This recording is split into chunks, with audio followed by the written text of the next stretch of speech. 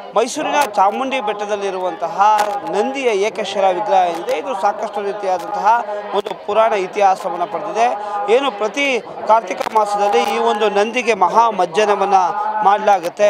ಏನು ಚಾಮುಂಡಿ ಬೆಟ್ಟದ ಬಳಗ ಏನಿದೆ ಈ ಬೆಳಗ ಪ್ರತಿ ವರ್ಷದಿಂದ ಈ ವರ್ಷವೂ ಕೂಡ ಏನು ಶಿವನಂದಿಗೆ ಸಾಕಷ್ಟು ರೀತಿಯಾದಂತಹ ದ್ರವ್ಯಗಳು ಹಾಗೂ ಫಲಪುಷ್ಪಗಳು ಹಾಗೂ ಏನು ಹಣ್ಣು ತರಕಾರಿಗಳಿಂದ ಅಭಿಷೇಕವನ್ನು ಮಾಡಲಾಗುತ್ತೆ. ಈ ಒಂದು ಅಭಿಷೇಕವನ್ನು ಸಾಕಷ್ಟು ವರ್ಷಗಳಿಂದನೂ ಕೂಡ ಈ ಒಂದು ಸಮಿತಿ ಮಾಡ್ಕೊಂಡು ಬಂದಿದೆ. ಹಾಗೂ ಭಾಳ ಪ್ರಮುಖವಾಗಿ ಈ ಒಂದು ಏನು ಅಭಿಷೇಕಕ್ಕೆ ಸುತ್ತೂರು ಶ್ರೀಗಳಾದಂತಹ ದೇಶಿಕೇಂದ್ರ ಮಹಾಸ್ವಾಮಿಗಳು ಚಾಲನೆಯನ್ನು ಕೊಟ್ಟರು.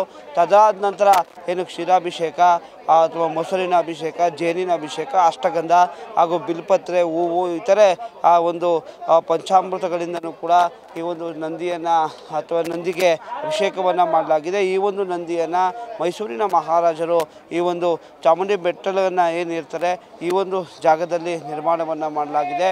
ಈ ಒಂದು ಕೃಷ್ಣಶಿಲೆಯ ಈ ಒಂದು ನಂದಿಕೇಶ್ವರ ಸಾಕಷ್ಟು ವರ್ಷಗಳಿಂದಲೂ ಕೂಡ ಇಲ್ಲಿ ಪೂಜೆ ಪುನಸ್ಕಾರಗಳನ್ನು ಮಾಡ್ಕೊಂಡು ಬರಲಾಗ್ತಾ ಇರ್ತಕ್ಕಂಥದ್ದು.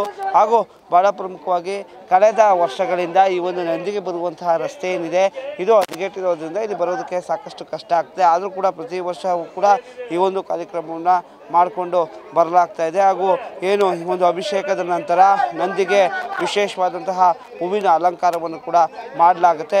ಕಾರ್ತಿಕ ಮಾಸ ಆದ್ದರಿಂದ ಈ ಒಂದು ಕಾರ್ಯಕ್ರಮವನ್ನು ಪ್ರತಿ ವರ್ಷದಂತೆ ಈ ವರ್ಷವೂ ಕೂಡ ಮಾಡ್ಕೊಂಡು ಬರ್ತಾ ಇರ್ತಕ್ಕಂಥದ್ದು. ಇದರ ನಂತರ ಏನು ಬರುವಂತಹ ಭಕ್ತರಿಗೆ ಪ್ರಸಾದ ವಿನಿಯೋಗ, ಹಾಗೆ ಅನೇಕ ಭಕ್ತರುಗಳು ಕೂಡ ನಂದಿಯನ್ನು ವಿಶೇಷ ದ್ರವ್ಯಗಳಿಂದ ಅಥವಾ ವಿಶೇಷ ಬಣ್ಣಗಳಿಂದ ನಂದಿಯನ್ನು ನೋಡ್ಬೋದು. ಹೀಗಾಗಿ ಈ ಬಾರಿಯೂ ಕೂಡ ಯಶಸ್ವಿಯಾಗಿ ಈ ಒಂದು ಚಾಮುಂಡಿ ಬೆಟ್ಟದ ನಂದಿಗೆ ಮಹಾಮಜ್ಜನ ಕಾರ್ಯ ನೆರವೇರಿದೆ ಅಂತಲೇ ಹೇಳ್ಬೋದು. ಕ್ಯಾಮ್ರಾಮ್ಯಾನ್ ಕಿರಣ್ ಕುಮಾರ್ ಜೊತೆ ಯಶಸ್ ಮಾವತ್ತು, ನ್ಯೂಸ್ ಒನ್ ಕನ್ನಡ, ಮೈಸೂರು.